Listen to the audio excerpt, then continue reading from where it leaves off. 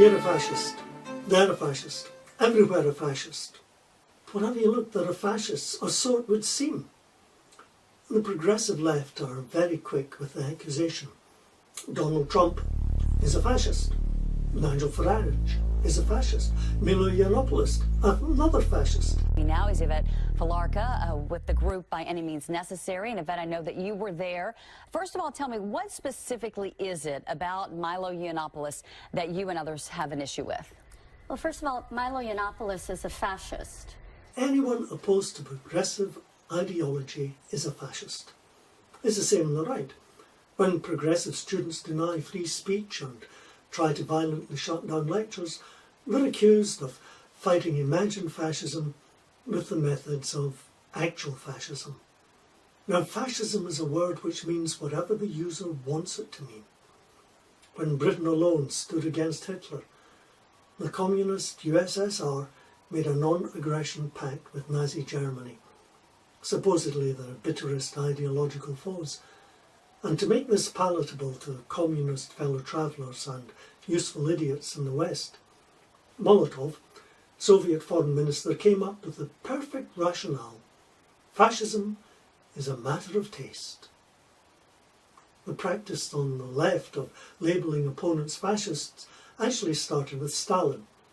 In his drive to consolidate power, he slaughtered anyone who could think independently. They were invariably termed fascist.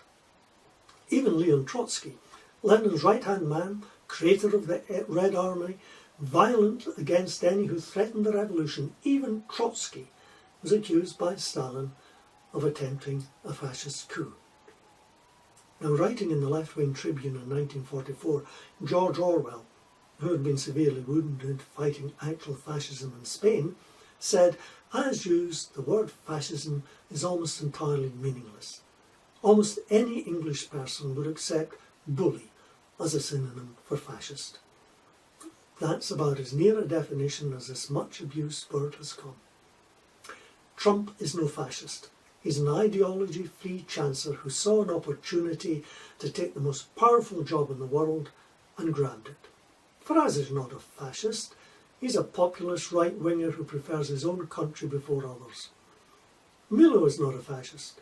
He's a libertarian, Jewish, homosexual with a taste for black men and who loves nothing more than stirring things up. And students who deny free speech are not fascists. They're pampered children who are afraid of those who disagree with them and employ actual Stalinist tactics to silence them. Although their regimes were very different ideologically, it's generally accepted that Mussolini, Hitler and Franco were fascists. However we argue it, it's indisputable that Mussolini was the prototypical fascist. And the symbol of his movement was the fasces, the bundle of rods tied together which symbolised the authority of the Roman lictors, and thus the Mussolini's fascist state. Everything in the state, nothing outside the state, nothing against the state. This epitomised one of the guiding principles of fascism. Mussolini, like many of his followers and fascists elsewhere, began as a Marxist and ended up a fascist. Whilst there are significant differences in theory between fascism and communism, in actual practice they're very similar. Both are authoritarian, demanding total obedience from the citizens. Both quickly resort to violence in order to crush opposition. Both have a fear and loathing of free speech. Now, Robert Paxson, one of the leading academic authorities on fascism, writes of the ruling passions of fascism. 1. A sense of overwhelming crisis. 2. The primacy of the group. 3. The belief that one's group is a victim. 4. The need for closer integration of a purer community. 5. The need for authority by natural leaders, always male. 6. The beauty of violence. 7. The right of the chosen people to dominate others. Using these passions as a guide, we can see that there are very few fascist groups of any significance in Europe. New Dawn in Greece, perhaps a BNP, The only group which actually fits all the criteria are the Islamist jihadis, the male-dominated society, the embrace of violence, the sense of victimhood, the right of Islam to dominate others.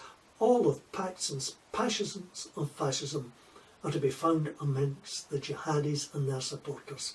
They truly are Islamofascists. Even the insane cry of fascist General Jose Milan Asteri during the Spanish Civil War, "Viva la muerte," long live death, is echoed by Islamists. The Americans love Pepsi Cola, we love death. Unfortunately, there are public figures who support this ideology of nihilism and revolutionary conservatism. The silly led by the sinister, as Christopher Hitchens described them. Jeremy Corbyn.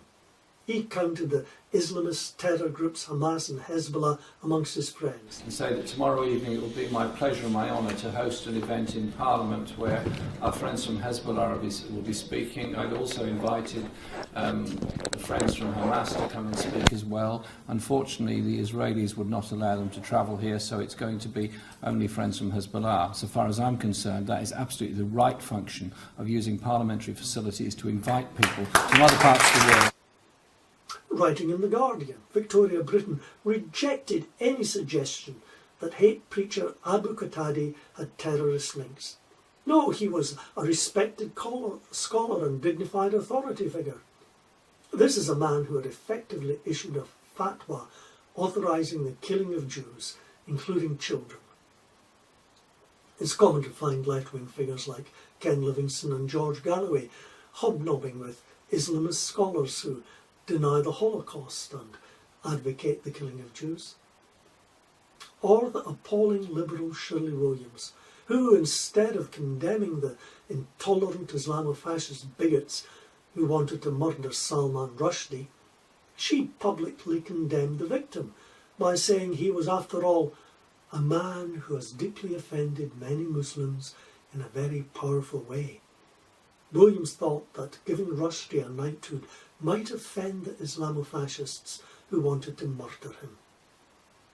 And today, the main supporters of fascism in the West are left-wing thinkers and liberals who encourage Islamists, but then the division between far left and far right is not as clear as they try to make out.